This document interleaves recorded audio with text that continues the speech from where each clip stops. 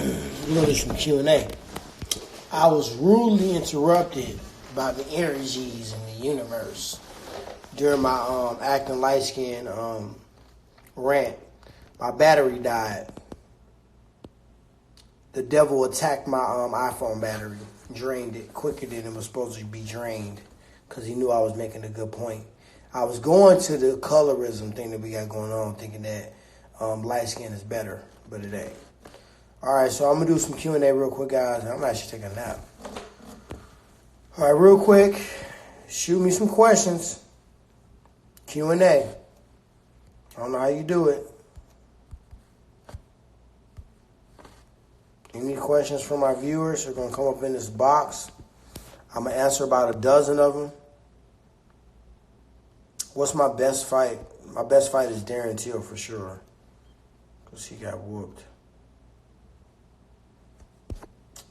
All right, so I'm answering questions, so now y'all know us. When y'all put those questions in the field, I'm going to knock out about a dozen of them.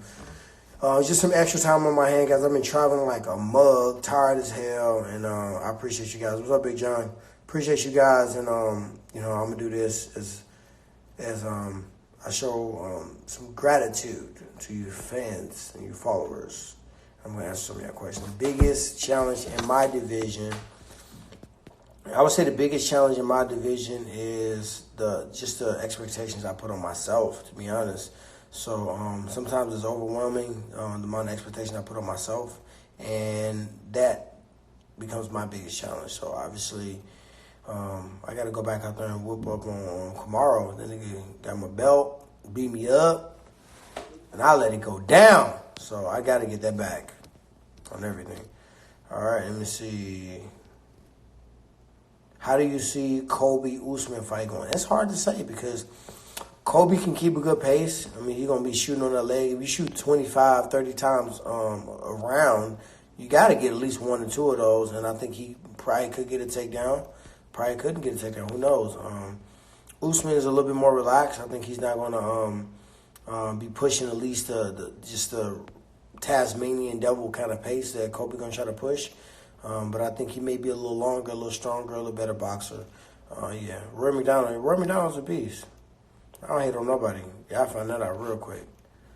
Who are you? Why are you on my page if you don't know who I am? Definitely want to rematch with Usman. For sure. All right. When is my next fight? That's a good question. I mean, it could be the winner of Kobe Usman. Who knows? So we'll find that out soon. I love when us fighters always say we, when it's really us. We be like, yeah, we going in there, and me and my team, when you get in there, it's straight up you. It ain't no we. What do I use on my beard? To be honest, I use a couple different things. It's gonna sound real crazy, but remember the old school S curl, like a straight texturized S curl? S curl makes a dope beard pomade. Crazy. So I use that for my hair and I use it for my beard, especially after I just washed it or just got a haircut. It's kind of thick, so I don't use it every day. I may use some coconut oil, some shea butter, a little combination of both. If it's real nappy and dry, just from the heat or not working out enough, when I sweat and work out, my beard gets full and it looks real good. So I use something called Shea Moisture, Shea Motion, something like that. It's like this curly hair shit that you put in your beard, and it makes it real soft. No matter how nappy, how dry it is, it'll throw that softness on them right fast. So a lot of people ask me about a beard. That's it.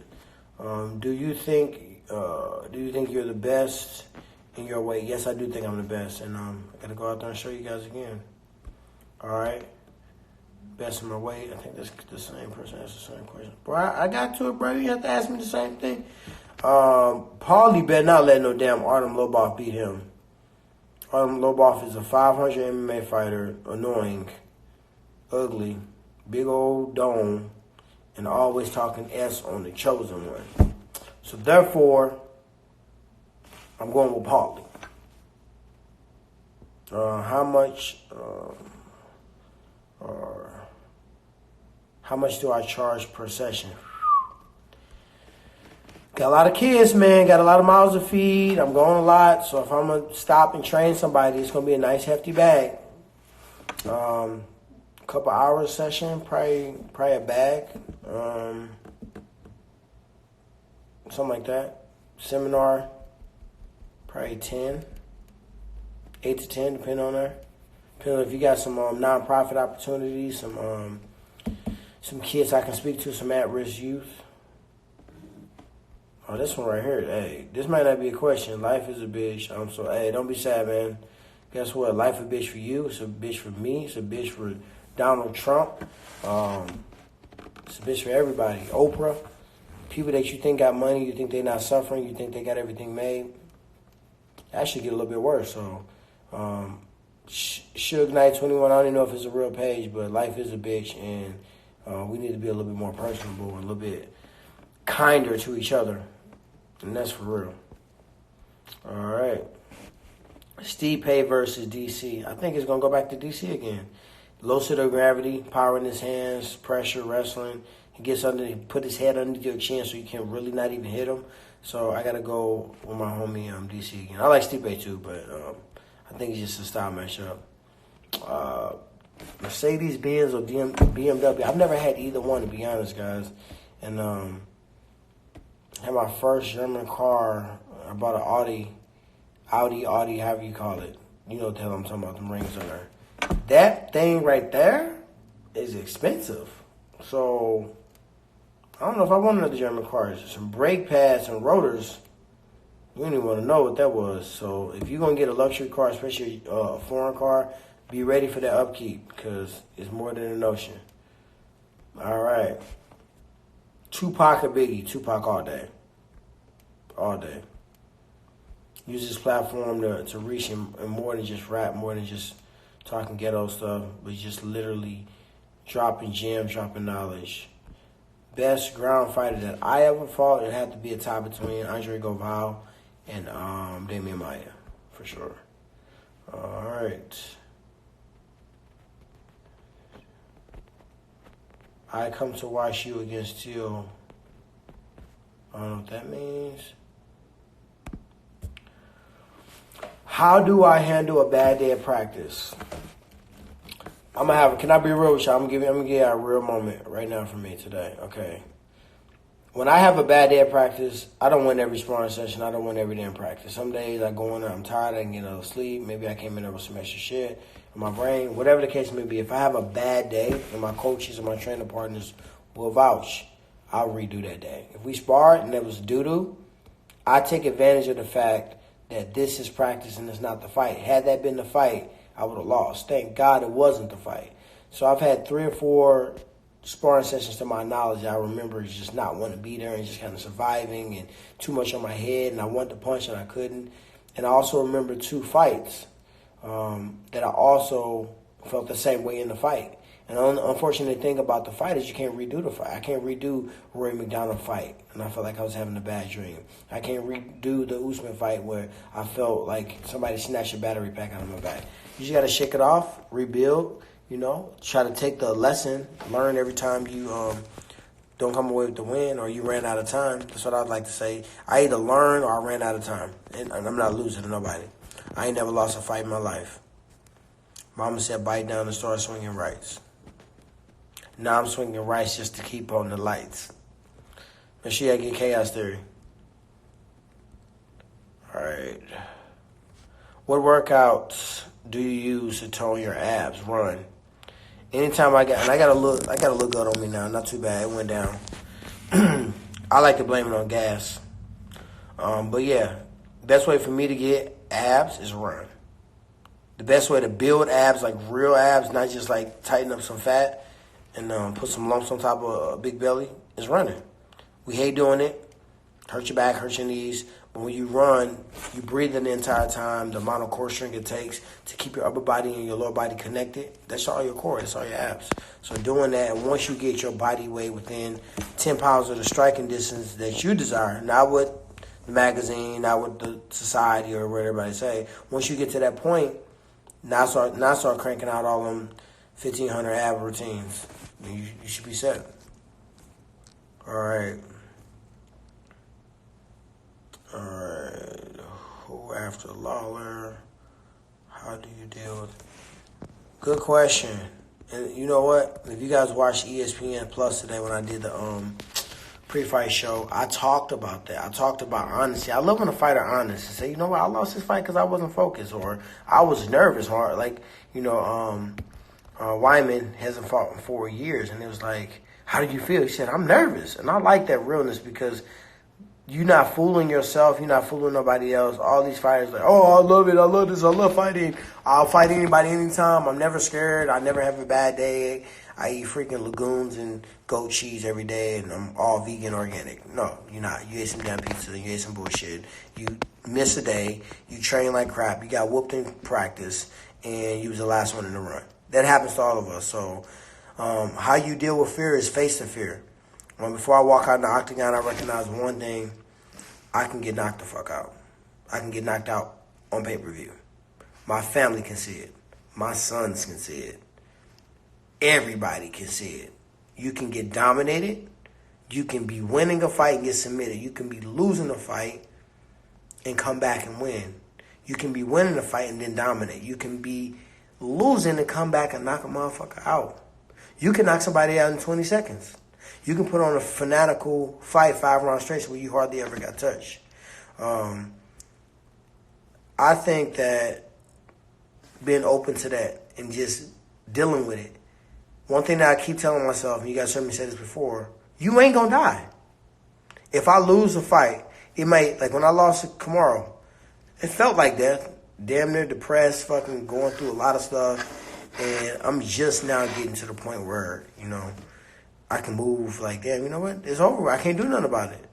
But before then, it feels like death, but it ain't going to kill you. And what don't kill you make you stronger, right?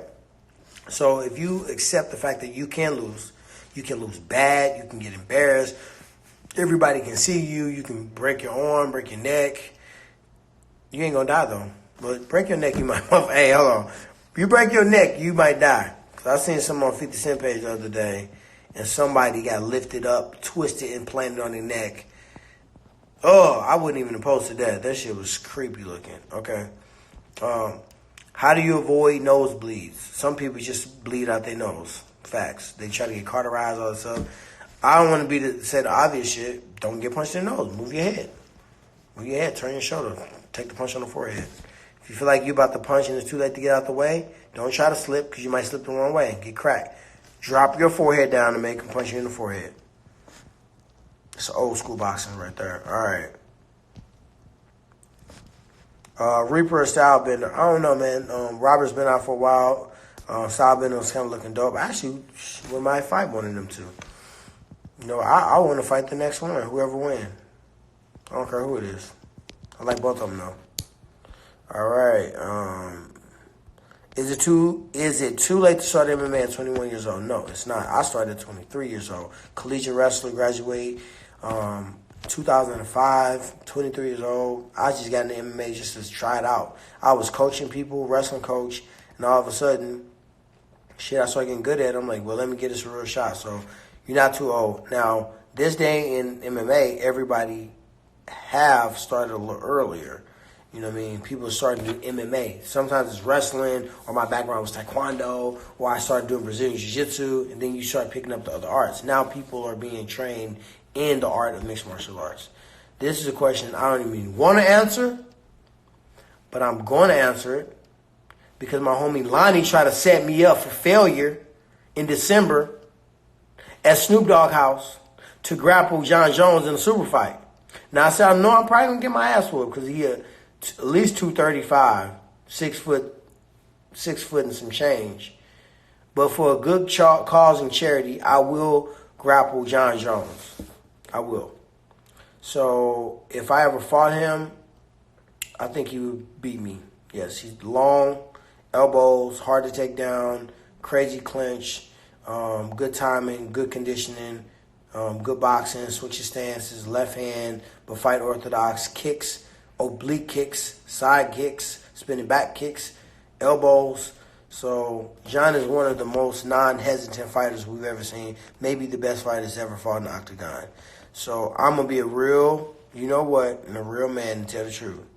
He probably will beat that ass. But I ain't going out, hey, I ain't no easy winner, knuckle. You know I'm coming for you. We sparred one time, and John said the realest, funniest shit to me ever. He said, "Oh, man, you can box. Why don't you use that more in your fights?" No filter, see? No distraction, no filter. He went straight for my jugular with that mug. All right. 2 more questions, guys, and I'm going to take a nap. All right. Andrade versus whoever that is. I thought they was going to have Michelle fight her. Karate Hottie.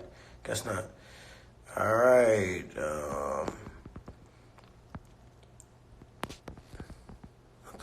There we go. Champ Camp season. It's always Champ Camp season, guys. I was in Champ Camp. Yeah, I don't realize. My first Champ Camp was as a challenger. You're a champion because of who you are. You're a champion because of the way you live, the choices you make, how you don't give up, how you push through adversity, how you didn't let your environment or people around you or negative things influence you and stop you from being successful. That's a champion. Whether you're fighting cancer, whether you're fighting autism, whether you're fighting domestic violence, no matter what you're doing, if you choose to not allow your circumstances to stop you, then you are a champion. But guess what? Champions win championships. So when I won the world title against Robbie Lawler, yeah, the first Champ Camp, I didn't have the belt, but I was still a champion. I was a champion way before I fought Robbie. So, and I'm a champion now. Even though I lost my actual fight against Usman, he currently holds the UFC belt at the welterweight division, but I'm still a champion. I'm going to get my belt back. I'm going to get my belt back. I'm not going to act like it's nothing special because I'm a champion, and champions supposed to do what? Win championship fights. Last question, guys. I like this question right here. Super Duper Dylan. I like that. I like the nickname, and I like this question. All right. Biggest tip on being the best. Where do I start with this answer? My biggest tip on being the best is, 1, having a good relationship with God and recognizing what you put on this earth for. Because if you watch social media, you watch Instagram, television, reality TV, all these different, get rich quick schemes and people making millions, and this person was a stripper and now she all of a sudden this, and this person was homeless and he, bought Bitcoin. Everybody's journey and path is not yours. Find out what God put you here for. And that's going to be your easiest way and your most efficient way to find out how you can become successful. It's an endless amount of wealth out there. I don't care how many $1 trillion of debt we're in, there's still people making money. We're still borrowing money. We still lending money. And that's just a fact of the matter. So if it's out there, why not go get it? You know what I mean? And I'm not just talking about just money. Being your best don't mean you have to be making the most money. Being your best means that you are maximizing your gift. If God gives you a gift and you sit on it or you don't use it, you're going to take that gift away, or you're going to take the opportunity away and somebody else is going to get it. So if you have the ability to sing and you working as a accountant, yeah, you might be making a lot of money, but God gave you the gift of voice. Those doors for that gift are going to open up so much easier. You're going to have way more opportunity. You're going to have way more provisions, way more favor. A lot of people are going to have your back helping you out because God ain't going to crack the sky every time. He got to use somebody as a vessel. Somebody got to help you get it done.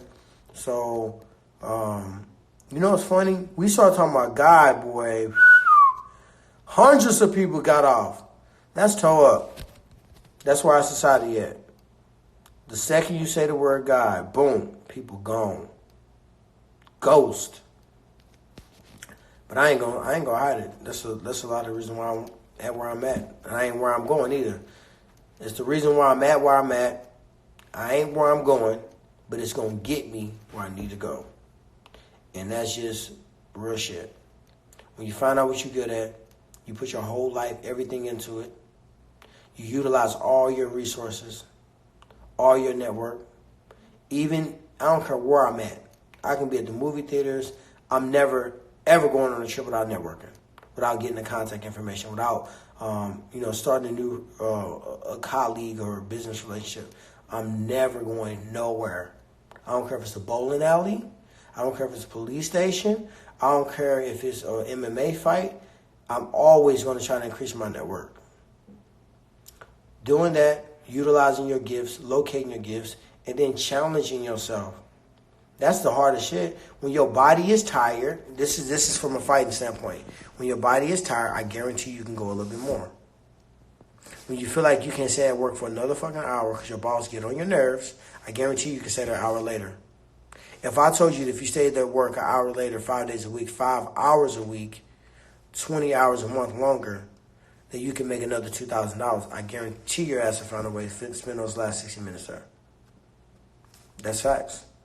So once you recognize that, you put everything into it, and you start to challenge your brain, because your brain will tell you, oh, I see blood, I should cry, or this hurts, I should stop. But in reality, it's not going to kill you. So if it don't kill you, it does what? Make you stronger. Once you do that, and you become consistent at doing that, and you make it a lifestyle to do that, you ain't going to always do it. Yeah, we all going to slip, we all going to mess up, we all going to, am I going to sit here and act like I've never been in a sparring session? I know I could have turned it up. I was tired, and I threw some jabs when I could have, do a crazy combination and finish with a takedown and put an exclamation point on the round. If I sit here and tell you I've never done that, I'm a damn lie. And any fighter tell you that, they're damn lie. Everybody, every single person, besides the only perfect person, has made a choice in their life to do something that was easier. By nature, we try to take the least resistant path, or the path to least resistance. We do that all the time. Somebody trying to get me to drop a pin, send time and location. I'll send it to you for real, and I'll be standing there ready with the shit. Let's do it. But yeah, that's my long-winded way of saying that, guys, because at the end of the day, we all want to be great. We all created for greatness. We created in the image of greatness. So it's our goal to have a close enough, whatever you believe in, energy, universe, Allah, Jesus, whatever you believe in. I ain't here to tell nobody to believe or not to believe. I'm just saying from my standpoint, when you locate what you put here for, and you operate in dominance, you operate with purpose, you operate with a mission, with a vision, clear, small circles create big damage. When you operate like that and you move like that, you demand respect. Sometimes people are scared to step up to me incorrectly, or if the bag ain't heavy enough, they scared to even approach me because at the end of the day, they know I'm not with it. I made that reputation for myself. Sometimes it get me, branded as difficult. Sometimes it get me all whatever. But at the end of the day, you're not gonna come to the plate wrong.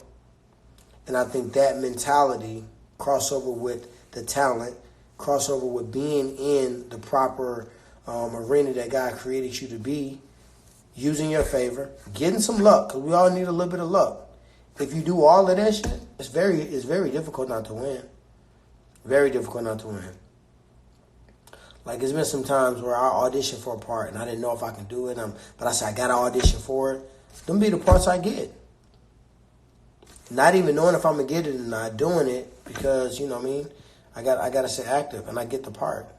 So sometimes you don't even want to win and you win. Sometimes you're scared to win. Sometimes you feel it, you see it. God showed it to you so clearly, you can taste it, you see the vision, and you see yourself being great at the end. You're scared, you're fucking terrified to go and get it. I used to be like that. Scared to be, say, you know what? I'm the greatest of all time. I'm the best. And then when it clicked into me, like, you are the best. It's like, wow. I believe it. Not my coaches, not my training partners, not everybody, your family telling you. When it click into you and you believe it, and you were willing to fucking die to prove it, now you off. That can be singing, that can be janitor, that can be mail, that can be customer service, that can be pre-TSA, clear, that can be a fighter, a judge, a producer, a grips, a cameraman, a boom mic holder. It can be a lemonade stand. It can be anything. But when you find yourself in that position where God created you, you are going to be the best. Everybody's going to try to do it. And if they're not meant to do it, it's going to be so much harder for them. It's going to take them so much longer to do it. They're going to have way fewer opportunities. They're going to have less favor. More people are going to favor towards you because it's naturally in you. It's going to be magnetic that people want to make it happen for you. And that's just facts. So that's my long-ass winded way of saying, this is how you be your best. All right. Peace out, guys. Love you. Appreciate you.